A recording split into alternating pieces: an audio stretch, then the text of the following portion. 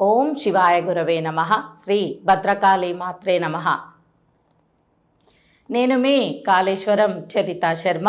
ముందుగా వీక్షిస్తున్న ప్రజలందరికీ దీపావళి శుభాకాంక్షలు.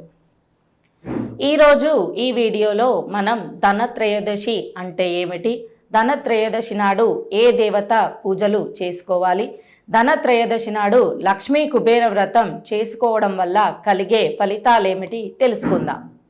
ప్రతి సంవత్సరం దీపావళి ముందర వచ్చే త్రయోదశిని ధనత్రయోదశిగా జరుపుకుంటాం. ధనత్రయోదశి అంటే ఆ రోజే క్షీరసాగర మదనం అప్పుడు లక్ష్మీదేవి, కల్పవృక్షం, కామధేనువు ఉద్భవించాయి. కాబట్టి ఈ రోజునే అందరూ లక్ష్మీదేవి పుట్టినరోజుగా విశేషంగా ఒక వేడుకల పండగల జరుపుకోవడం ఆనవాయితీ. ధనత్రయోదశి నాడు లక్ష్మీ కుబేర వ్రతం చేయటం, ధనానికి అధిపతినైన కుబేరుడిని లక్ష్మీదేవితో సహా పూజించడం ఒక ఆచారంలా వస్తోంది. అసలు ఈ కుబేరుడు ఎవరు?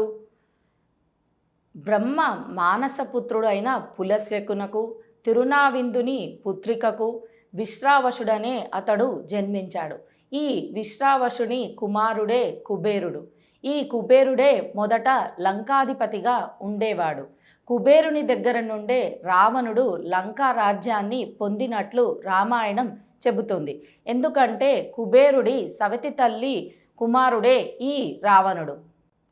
కుబేరుడు ధనానికి అధిపతి, ఐశ్వర్యానికి అధిపతి. ఇతడు తన శివపూజతో శివుని కటాక్షముని పొందాడు. కుబేరుడు తపోనిష్టకు మెచ్చి శ్రీ మహాలక్ష్మీదేవి అపార ధనరాశిని అనుగ్రహంగా ఇచ్చింది. ఇక పూజ విషయానికి వస్తే ఈ వ్రతాన్ని మధ్యాహ్నం 12 గంటల లోపల ముగించాలి. ఉదయం నుండి ఉపవాసం చేయాలి.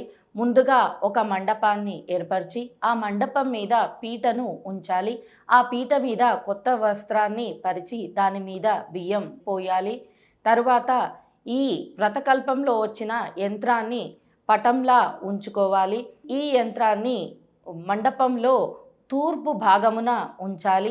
ఆ యంత్రానికి కుడి భాగంలో కలశాన్ని స్థాపించాలి. ఆ కలశం నిండా నీరు పోసి మామిడి రొబ్బలు వేసి దానికి పూలతో అలంకరించి కుడివైపున ఉంచాలి.